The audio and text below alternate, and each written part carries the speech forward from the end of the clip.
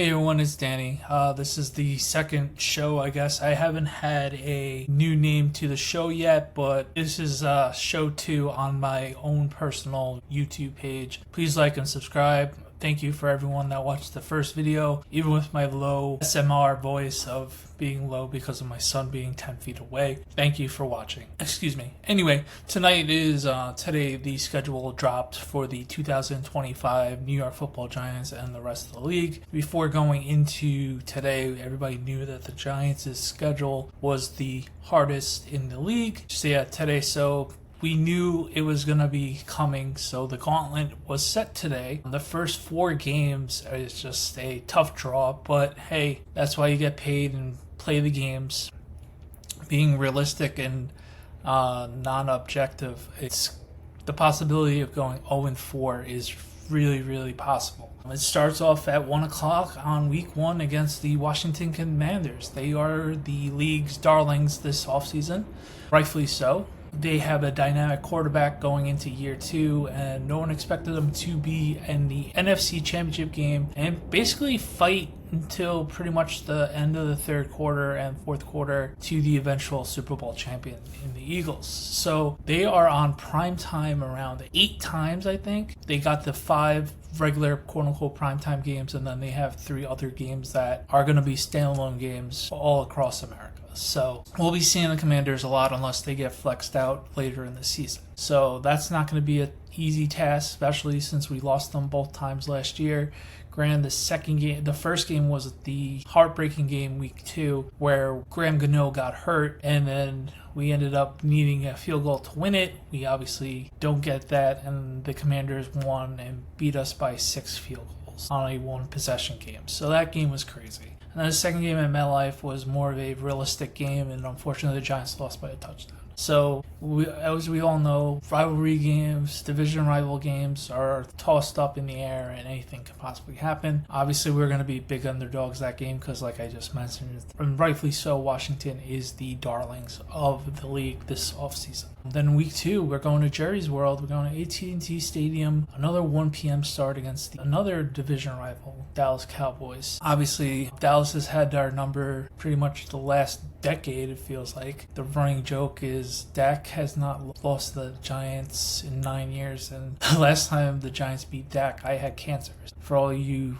people that are into gruesome jokes and jokes that won't land, that's all you have to know, that Dak has owned us for the last 9 years. So 8 years, because 9, the Giants won both of those games his rookie year. It's crazy he's been in the league that long.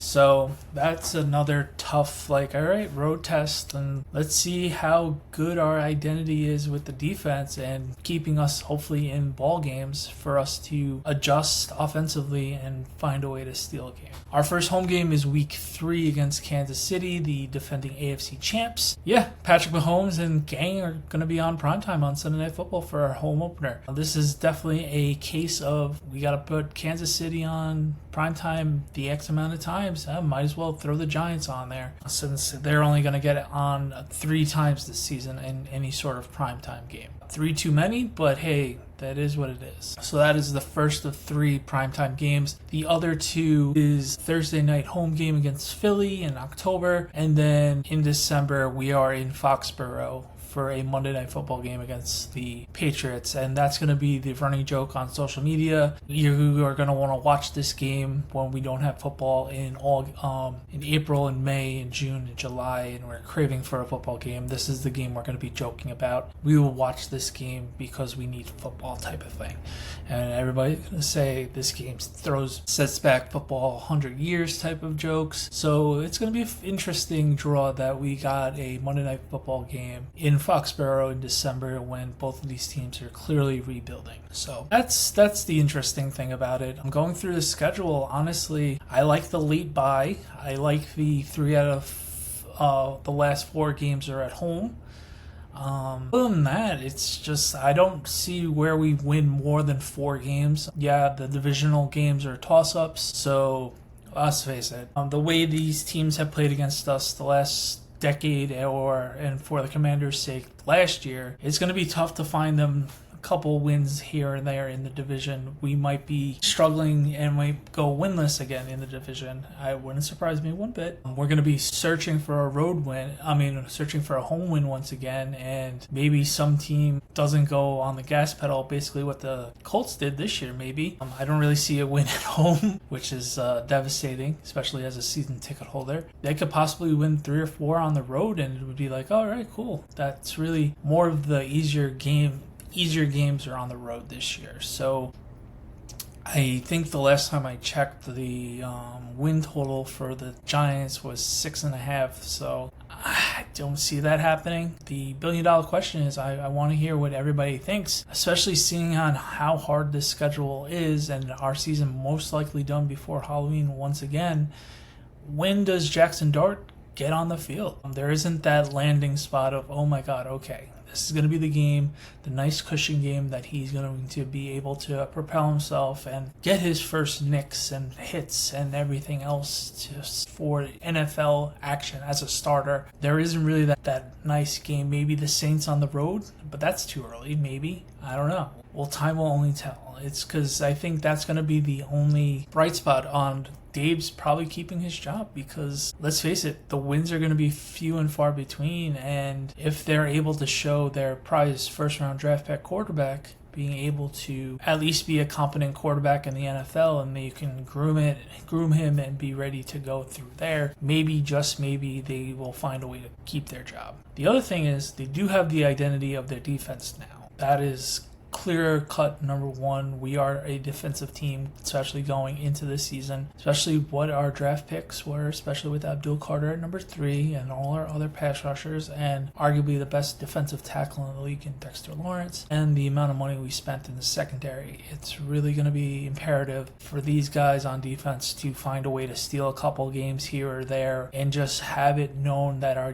identity is in fact a fearsome defense. That's what our defense is going to be built around this season, and hopefully they're up for the test, because they're going to be on the field a lot, because let's face it, they're facing a lot of great teams, and to this moment, I don't see us really hanging in any sort of offensive battles unless Russ channels his early days, or Malik Neighbors is his ungodly self, and maybe more of a steady season out of him because of him hopefully just playing with Russ. But if it's bad enough, we might be seeing Jackson Dart earlier than what everybody expected. And honestly, just looking at the schedule, it might not be the worst thing. I know some people are going to like, no, he has to sit the whole year. But if the season's already over, let's say by October, what's the point of playing Russ when the season's over? He's not going to be on the team next year, when we have a guy that's hopefully on the team 5 more years if we sign him to the fifth year option. So I'm more convinced that if Jackson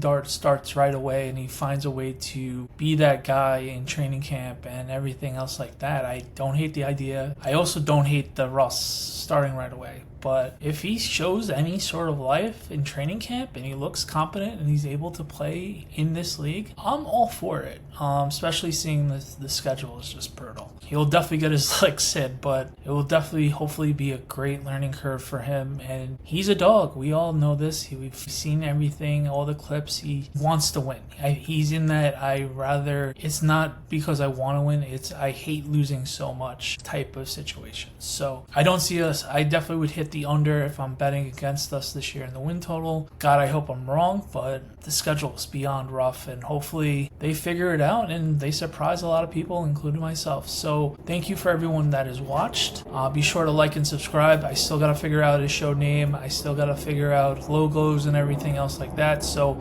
if you have real suggestions and critiques about everything, please hit me up on the comments below. And if you know me personally, hit me up through DM or text. All right, as always, I hope to see you guys soon. I'm still pretty bummed about the Knicks, but they'll find a way to bounce back in Game 6. Today was just an utter embarrassment, but all good. All right, guys, see you guys soon. Please like and subscribe, and go Giants.